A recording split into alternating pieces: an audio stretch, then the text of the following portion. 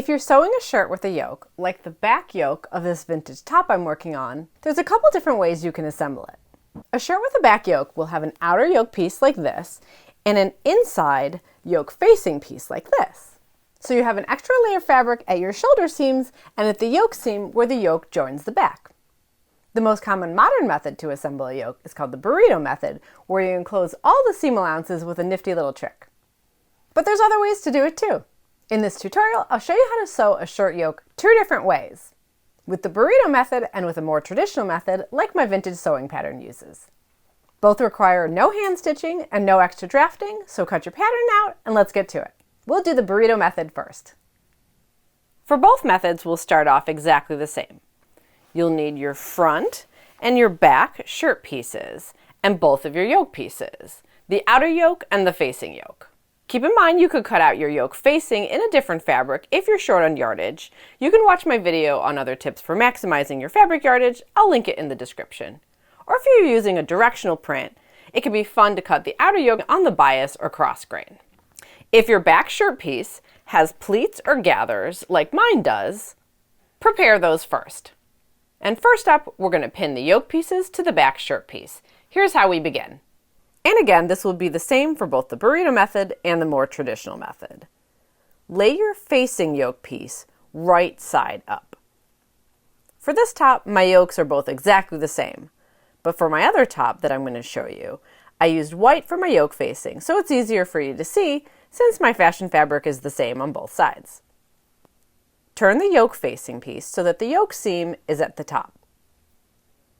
Lay your back shirt piece on top of it, also right side up. So the right side of the yoke facing is against the wrong side of the back shirt piece. And pin these together at the yoke seam. So we have this seam pinned, and again, this is the wrong side of the back of the shirt to the right side of the yoke facing. And now we're going to add our outer yoke piece. So this is the one that will be on the outside of your shirt. At the same seam, lay the outer yoke right side down so the wrong side up is facing you. You're going to have 3 layers of fabric here that will pin together now. Your yoke facing piece, your back shirt piece, and your outer yoke. And we're going to pin this to the other 2 and sew this all in one seam. But if you find it hard to pin through all 3 layers neatly, you can instead first just sew that facing yoke and back exactly as we pinned this at a slightly narrower seam allowance than your pattern calls for. Meaning if you have a 5/8 inch seam allowance, sew that seam closer to a 1/2 inch seam allowance. And then you can add your outer yoke piece, pin it, and sew it at the normal seam allowance. But if I can, I like to save myself the extra seam and pin and sew all 3 layers together in one seam. So I'll pin my outer yoke, and remember this is right side down against the right side of my back shirt piece, and then sew through both yokes and the shirt in one seam. Once sewed, press the seam allowances up towards the yoke on both sides. I've done that on both of these tops, and I have my seam allowances pressed up, but if I fold the yoke pieces down, you can see basically all we did here was sandwich the back shirt piece between the yokes, so the right side of both yokes are facing the back shirt piece. And when you fold them up, you get the right side of the outer yoke on the outside of the garment and the right side of the facing yoke on the inside of the garment. Now we're just going to trim and grade those seam allowances so that the seam allowance of the yoke facing on the inside is the shortest and the seam allowance on the yoke on the outside is the longest. And with the yokes back up, top stitch the yoke seam from the outside on the yoke side close to the seam line. Now here are 2 assembly methods go in different directions. But maybe it's not just your sewing that can go in 2 different directions. If you're anything like me, you probably like exploring lots of different things. If that sounds like you, then check out Skillshare, today's video sponsor. Skillshare is an online learning hub for creatives, featuring thousands of classes led by industry experts. Every class is designed by creatives for creatives. There's something for everyone on Skillshare, whether you're a seasoned expert or just beginning your creative journey in something new. They have classes in countless categories, from beginning foundations to advanced techniques. Whether you want to learn how to fill your sketchbook, or design in Procreate, or crochet adorable little sea creatures. So cute. I've always been intrigued by those vintage punch needle pillows, and Skillshare even has a class on the basics of punch needle. She walks you through everything you need, like tools and supplies like yarn, how you get started, and answers questions too. Like, can you use your leftover yarn? Yes, you can. Thanks to their flexible online platform and lessons that build on each other, it's simple to progress at your own speed whenever works for you. The first 500 people to use my link in the description will receive 20% off their first year of Skillshare. Get started today. Thanks to Skillshare for sponsoring this video. We're going to start with the burrito method, which is the technique I prefer.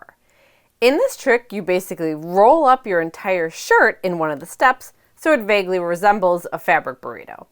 By the way, if you like sewing tricks like this, check out my tutorial on how to do a similar burrito method to assemble an all-in-one facing. I'll link it in the description. We've sewed our yokes to the back shirt, and next up is our shoulders. With the back right side up facing you, we're going to flip down the yoke facing at the back so it hangs free. Now we'll pin the front shoulders to the shoulder of the outer yoke, right sides together like normal. And if you have cut on yoke facings on the front like I do, you'll just need to kind of keep them out of your way. Now, similar to how I sewed the yoke seam with all 3 layers in one go, with the burrito method you can sew the shoulder seams with one seam, which is how I'm going to do it.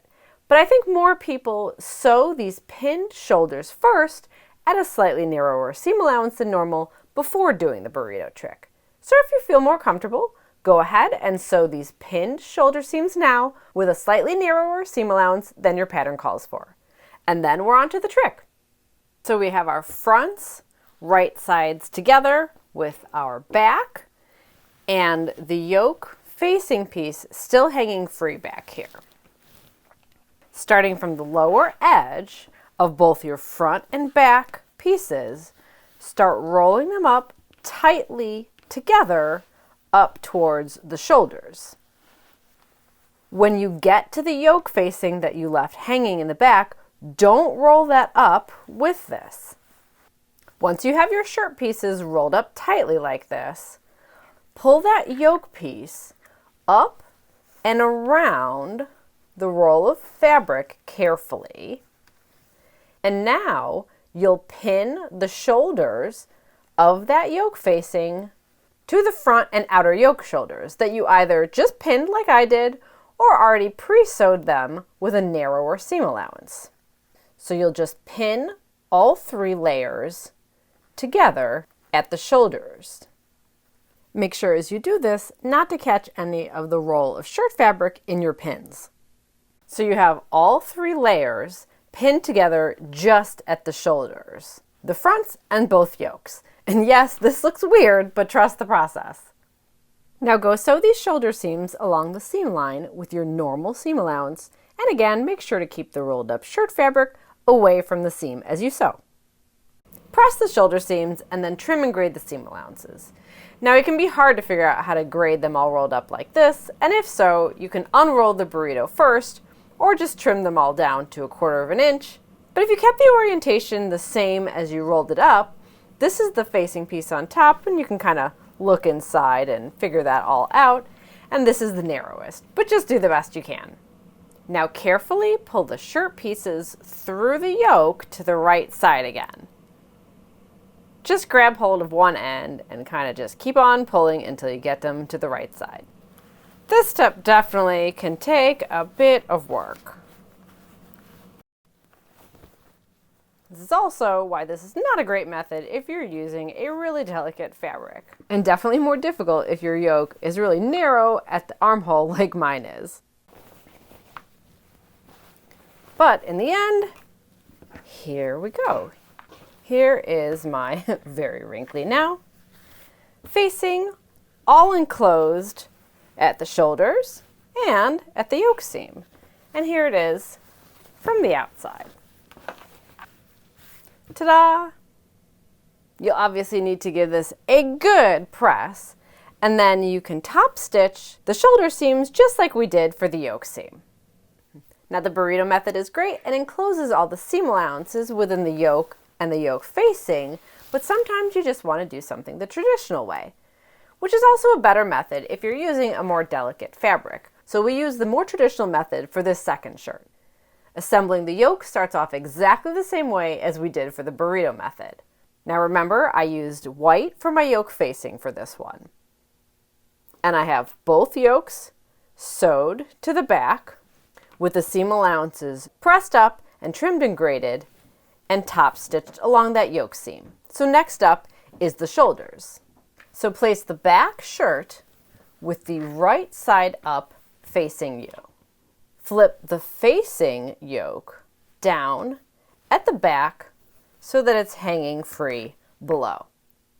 And with that facing yoke hanging down at the back, line up your front shoulders with the shoulders of your outer yoke pieces with the right sides of the fabric together and pin these into place. And again, if you have front yoke pieces, just tuck them out of the way. Now go ahead and sew these shoulder seams at your normal seam allowance. Press the seam allowances towards the back yoke. And you can see those seam allowances here pressed towards the back yoke. We'll trim and grade these so that the seam allowances for the front is a little bit shorter than the back. Now we just need to close up our shoulder seam allowances within the facing yoke on the inside of the shirt. Press under your seam allowance on both shoulders of the yoke facing at your seam line. We're now going to fold the yoke facing up so that the turned under seam allowance covers the shoulder seam line that you sewed earlier. But first, trim down the yoke shoulder seam allowance that you just pressed to about 1/4 inch.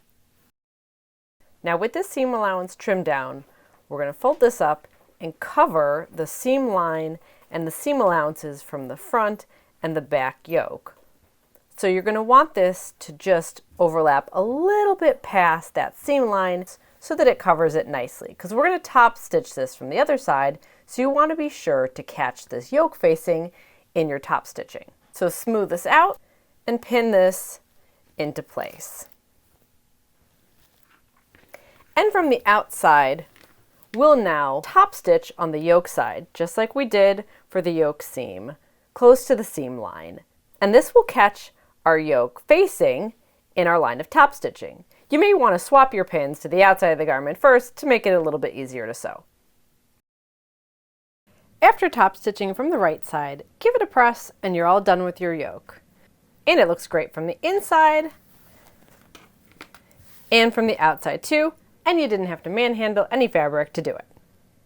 For either method, once you're finished sewing your yoke, continue on with the rest of your pattern like normal. Since there are 2 layers of fabric, you might want to baste your neckline and your armhole edges to make it easier to sew. I'll be doing that since I'll be finishing my armholes with bias tape. And I have not 1 but 2 different tutorials about bias tape facings for armholes, so check those videos out. In the meantime, don't forget to hit that subscribe button, and I'll see you again soon with more vintage sewing.